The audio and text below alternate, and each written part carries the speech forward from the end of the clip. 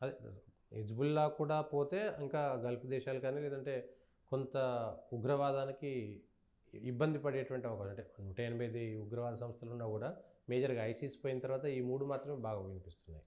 Hamas, Hezbollah ఈరోజు పెద్దగా ఏం చేసే పరిస్థితుల్లో లేవు.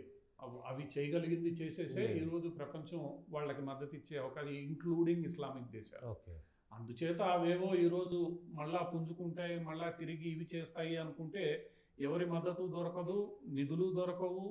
అందులో ఈసారి గట్టిగా వాటిల్ని దెబ్బకొట్టడానికి అన్ని దేశాలు ఏకమైపోతాయి. ఓకే, నిన్న మొన్నటి వరకు మీకు ఖతారో లేదా యుఏఈనో ఏదో సౌదీనో ఏదో చేస్తున్నాయి. ఈరోజు సౌదీ యువరాజు రంజాన్కి ముందు ఆయన చేసిన ప్రకటనలు మనం చూస్తే స్పష్టంగా నా దేశంలో యువతను నేను అతివాదం వైపు మళ్లించలేను. అవును, ఎప్పుడో శతాబ్దాల క్రితం చెప్పిన 1000 సంవత్సరాల క్రితం చెప్పిన ఖురాన్ ఆధారంగా ఈరోజు ప్రపంచంలో మనం బతకలేము. ఈ ఖురాన్ యొక్క ఇంటర్ప్రిటేషన్ని ఈరోజు పరిస్థితులకు అనుగుణంగా మనం అన్వయించుకోవాలి. ఖురాన్ ఆధారంగానే నేను బతుకుతానని అనుకోవడం ఆయన చాలా స్పష్టమైన రీతిలో ఒక టెలివిజన్ ఇంటర్వ్యూలో స్పష్టం చేశాడు. ఎందుకంటే ఆ రోజు భూమి చదరంగా ఉందని నమ్మేవాళ్ళు, ఈ రోజు భూమి గుండ్రంగా ఉందని నమ్ముతున్నాం. సో ఇలా ఎన్నో మార్పులు సంభవించిన వేళ అదే పట్టుకొని వేలాడితే మాత్రం దానికి భవిష్యత్తు ఉండదు. మనం మారాల్సిందే, మన యువత కూడా మారాల్సిందే అన్నది స్పష్టం. అంటే సౌదీ అరేబియానే ఈరోజు ఆ లైన్కి వస్తున్నప్పుడు మిగతా దేశాలు సర్వసాధారణ దుబాయ్కి డబ్బులు కావాలి, ఖతార్కి డబ్బులు కావాలి, యుఏఈకి డబ్బులు కావాలి, బహ్రెయిన్కి డబ్బులు కావాలి, వాళ్ళు బతకాలి, వాళ్ళ వ్యాపారాలు చేసుకోవాలనుకుంటున్నారు. వాళ్ళకి కేవలం పెట్రోలే కాదు, ఈరోజు ప్రపంచం పెట్రోల్ నుంచి హైడ్రోజన్కో గ్యాస్కో ఇంకో దానికో మల్లుతోంది. అటువంటి పరిస్థితుల్లో ఆ దేశాలు వ్యాపారాలు చేసుకోవాలనుకుంటున్నాయి. వ్యాపారస్తులు లాగా అవి ప్రవర్తించాలనుకుంటున్నప్పుడు మతం, తీవ్రవాదం ఈ పేర్లతో వాళ్ళు పనిచేస్తే వ్యాపారం చేయడానికి ఎవడొస్తాడు? ఎవడు రా. సో ఈ విషయం అక్కడ స్పష్టం. వాళ్ళందరూ మార్పు కోరుకుంటున్నారు. మార్పు కోరుకోంది ఎవరైనా ఉంటే అది ఇరాన్కి తోకలుగా ఉన్న హిజ్బుల్లా, హమాస్, హోతీలు మాత్రమే.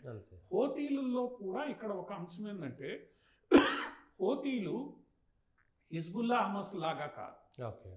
అక్కడ వాళ్ళకి యమన్ ఏదైతే ఉందో ఆ యమన్లో అది బేసిక్గా 2 వర్గాల మధ్య పోరాటం, మతపరమైన పోరాటం కాదు. సో ఒకసారి అక్కడ ఏదైతే ఉందో దాన్ని రెండు వర్గాల మధ్య సెటిల్మెంట్ వస్తే హోతీలు పెద్ద సమస్య. హిజ్బుల్లా, హమాస్లు అనేవి కేవలం మతం ఆధారంగా ఇజ్రాయెల్ని బూచిగా చూపించి ఎదిగిన సంస్థలు. హోతీల వ్యవహారం వేరు. అందువల్ల ఏంటంటే ఇటువంటి వ్యవహారానికి రేపు మద్దతు వచ్చే అవకాశం గల్ఫ్ దేశాల నుంచే లేనప్పుడు, వాళ్ళు కూడా వదిలించుకోవాలని చూస్తున్నప్పుడు ఇంకా మొత్తం అందరూ మారాల్సిందే. అక్కడ భవిష్యత్తులో వీళ్ళకి ఏదో మళ్ళా మద్దతు వస్తుందా లేదా, ఇవన్నీ చేసి ఈవెన్ ఇరాన్ కూడా మద్దతు ఇస్తుందా లేదా అనేది ఈరోజు ఇరాన్ కూడా ఎకానమీ కోసం చూసుకుంటుంది. భారతదేశం లాంటి దేశంతో సంబంధాలు కావాలి. ఎందుకంటే ఈరోజు భారత్, రష్యా లాంటి దేశాలే ఈ మొత్తం వ్యవహారాన్ని చక్కదిద్దగలవు. అమెరికాతో వ్యవహారాన్ని వేరే ఏ దేశాలకు ఆ స్తోమత, ఆ స్థాయి లేదు.